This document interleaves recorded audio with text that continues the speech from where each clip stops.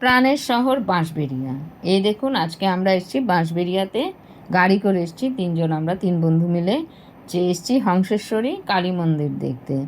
এটা নাকি খুব শুনেছি, খুব নাম করা, খুব সুন্দর, দেখতেই পাচ্ছেন। আমরা এখন ভেতরে ঢুকছি, গাড়িটা একটু দূরে থামানো আছে, সামনেই বললো জুতো রাখার জায়গা আছে, জুতো ওখানে রেখে তারপর আমরা ভেতরে মন্দিরে যাব। আর মন্দিরের কাছে দেখুন সামনে একটা পুকুরের মতো আছে। আকাশটা খুব বৃষ্টি হচ্ছিল, কিন্তু আকাশ পরিষ্কার হওয়াতে, বৃষ্টি থেমে তারপর আকাশটা পরিষ্কার হওয়াতে যেন ছবিগুলো খুব ভালো আসছে। তো কখন আবার বৃষ্টি নেমে যাবে কে জানে। তো আমরা তাড়াতাড়ি করে ভেতরে যাচ্ছি, জুতোটা রাখলাম, রেখে ভেতরে যাচ্ছি। ওই যে দেখুন দেখা যাচ্ছে মন্দিরটা, আর আকাশটা পরিষ্কার হওয়াতে মন্দিরটা যেন আরও সুন্দর লাগছে। এই মন্দিরটা বাঁশবেড়িয়াতে, পশ্চিমবঙ্গের হুগলি জেলার বাঁশবেড়িয়াতে এটা মন্দির, হংসেশ্বরী কালী মন্দির আছে। তো বাঁশবেড়িয়া স্টেশন থেকে একদম কাছে, হাওড়া কাটোয়া লোকালে এলে আপনার বাঁশবেড়িয়া স্টেশনে আসবেন, বাঁশবেড়িয়া স্টেশন থেকে কাছে। আর বাইক আর এলে আপনারা নেটে সার্চ করে নেবেন রাস্তাটা।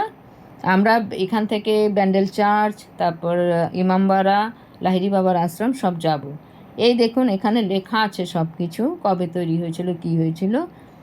এটা রাজা নৃসিংহদেব রায় 1799-এ এটার ভিত স্থাপন করেছিলেন, কিন্তু উনি পুরোটা করতে পারেননি। তার আগেই উনি পরলোক গমন করেন। তো ওনার দ্বিতীয় স্ত্রী রানী শঙ্করী দেবী এই মন্দিরটা নির্মাণ করেন।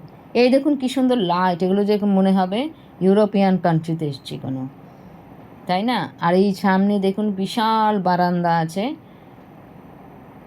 আর এই যে মন্দিরের পাথর, এই মন্দির পাথর এনেছিল চুনার থেকে, উত্তরপ্রদেশের।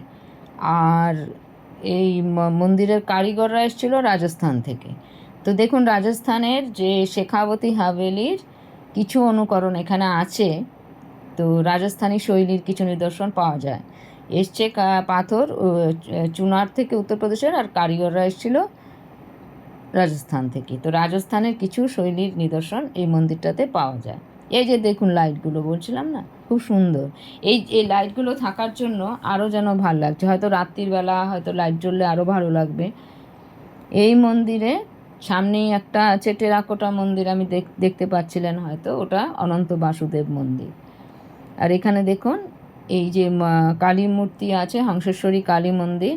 কালী মাতা যে আছে নীল বর্ণের, একদম কালী মাতা, চাইতো শিবের ওপর আছে।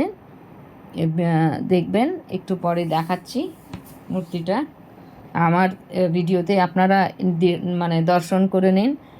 এটা প্রতিদিনই পুজো হয়, কিন্তু আর ভোগও লাগে। তো ভোগ যখন হয়, খেতে হলে আপনাকে আগেই জানাতে হবে। বাঁশবেড়িয়ার নাম এই হংসেশ্বরী কালী মন্দিরের জন্য খুব বিখ্যাত হয়েছে। তো আপনারা যখনই যাবেন মন্দিরটা অবশ্যই দর্শন করবেন এবং পুজো দেবেন। এই দেখুন এখানে লাইট আছে, আর পুরনো বিল্ডিংও ছিল, দেখেছেন? তো এটার জন্য আরও বেশি ভাল লাগছে দেখতে। ওই যে টেরাকোটার মন্দিরটা দেখা যাচ্ছিল। আর এখানে দেখুন এই কিছু ছবি আমি আপনাদের দেখাচ্ছি। এই যে কালী মূর্তি, আর টেরাকোটার যে মন্দিরটা অনন্ত বাসুদেব মন্দির, ওখানে কিন্তু প্রবেশ নিষেধ, দূর থেকে আপনাদের নিতে হবে। আমরা পুরোটাই ঘুরেছিলাম, এখানে শিবলিঙ্গ আছে। তা পুরোটা ঘুরে আমরা অনেকক্ষণ ধরে এখানে ছবি তুলেছিলাম। তারপরে খুব বৃষ্টি নেমে গেছিলো, আর যেতে পারছিলাম না। দেখেছেন এখানে কি সুন্দর, এই যে এটাই অনন্ত বাসুদেব মন্দির, কিন্তু ভেতরে যেতে পারবেন না। এখানে দেখুন আমরা গেছিলাম গাড়ি করে, সকালবেলা বেরিয়েছিলাম, পুজো জাস্ট প্রণাম করেছি আমরা, প্রণাম করে তারপর এইটা 1814-এ, এটা 1814 সালে এটা কমপ্লিট হয়, নির্মাণ কমপ্লিট হয়। এটা রানী শঙ্করী দেবী ওনার দ্বিতীয় স্ত্রী এটা নির্মাণ করেন। আগে এটা 1799 থেকে শুরু হয়েছিল, জাস্ট ভিতটা স্থাপন করা হয়েছিল। চারদিকে দেখুন কত গ্রিনারি, দেখতেও ভালো লাগছে, আকাশটাও দেখতে ভালো লাগছে। মন্দিরটাও খুবই সুন্দর, রাজস্থানী শৈলীর, যে বললাম শেখাবতী হাভেলির অনুকরণে কিছুটা এটা নিদর্শন পাওয়া যায়। তো আপনারা যখন বাঁশবেড়িয়া আসবেন, বাঁশবেড়িয়াতে এলে আসবেন এখানে দেখতে। এই মন্দিরটা বিশেষ করে হংসেশ্বরী কালী মন্দির। এখানে কালী মাতা খুব জাগ্রত, এখানে পুজো হয়। আর এখানে সামনে দেখলাম কিছু পুরনো বিল্ডিং ভাঙা আছে। এখানে হয়তো দুর্গ বা এখানে বাঁশবেড়িয়াতে এটা নেটে সার্চ করতে হবে যে বাঁশবেড়িয়া অ্যাকচুয়ালি নামটা কিসের থেকে এসছে। এই যে দেখুন এখানে পুরনো বিল্ডিং, তারপরে ইউরোপিয়ান লাইট, তারপরে মন্দিরটা, এটা যেন অন্যরকম একটা ভাইবস, অন্যরকম একটা ফিলিংস দিচ্ছিল। আর এত সুন্দর ওয়েদার ছিল সেদিন।